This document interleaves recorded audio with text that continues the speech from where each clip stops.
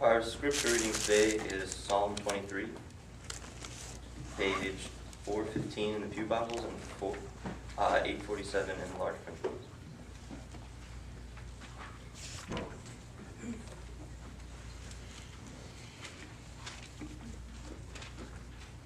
The Lord is my shepherd, I shall lack nothing. He makes me lie down in green pastures. He leads me beside quiet waters. He restores my soul. He guides me in paths of righteousness for his name's sake. And even though I walk through the valley of the shadow of death, I will fear no evil, for you are with me. Your rod and your staff, they comfort me. You prepare a table before me in the presence of my enemies. You anoint my head with oil, my cup overflows.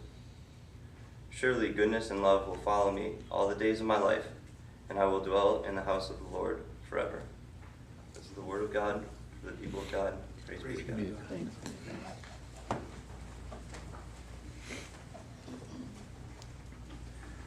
Always a joy, Adam, to have you either playing or in the pulpit or singing. You've been a real blessing to this fellowship this year, and I want to thank you. You're going home, what, in a couple weeks, 3 weeks? I'm going home this Tuesday. For good? I mean, for the summer? Yeah. Wow. You didn't flunk out, did you? No,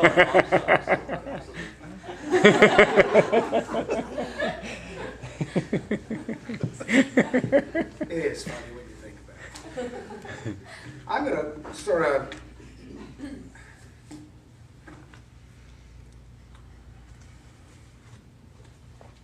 in the interest of time, I think what I'm going to do is kind of highlight this morning's meditation. I'm mindful that people have schedules and things like that, but I'll see what I do here. We'll figure this out. I mean, it's been a wonderful service. Mm-hmm. And no, I don't want to ruin it with a sermon. But oh, yeah. It really has been wonderful. And I'm just really touched by all of that. And I mean, I can't compete with your singing, and I can't compete with the choir today. Not that I have to, but it would anyway. With that said, I have a book here that Rachel Luke gave me some time ago. It's titled Kitchen Table Wisdom.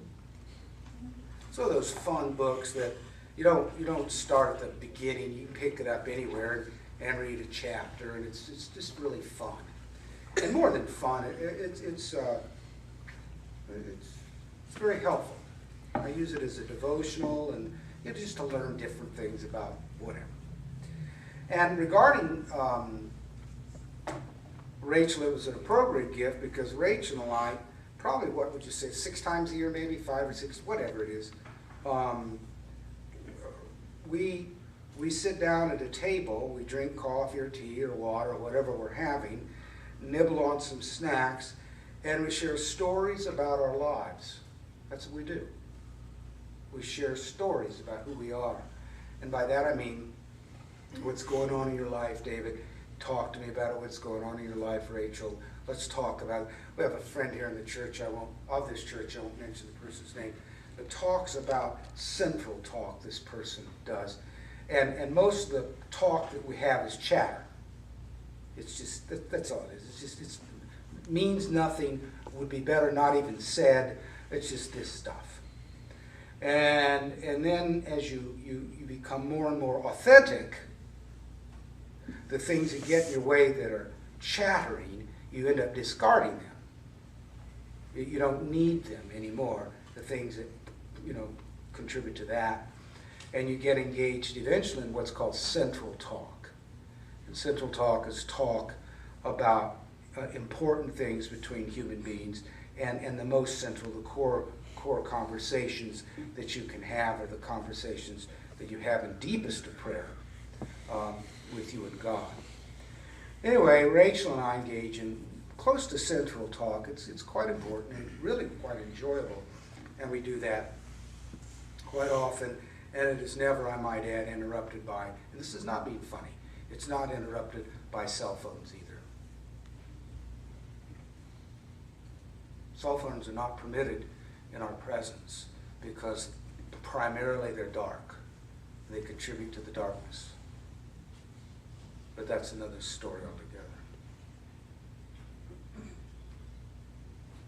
Now, sitting with Rachel, and I really enjoy Rachel's mind, and I really enjoy her spirituality too. It reminds me, sitting with Rachel and talking about things that matter, reminds me of growing up with my family, and I've mentioned this before, and this is true. This is not one of those nostalgic ideations that I've come up with. No, not at all. What our family would do is after dinner, the boys would bust the dishes. That means we would take the dishes out and we would get them ready to be washed. And Mother and Father would stay there at the table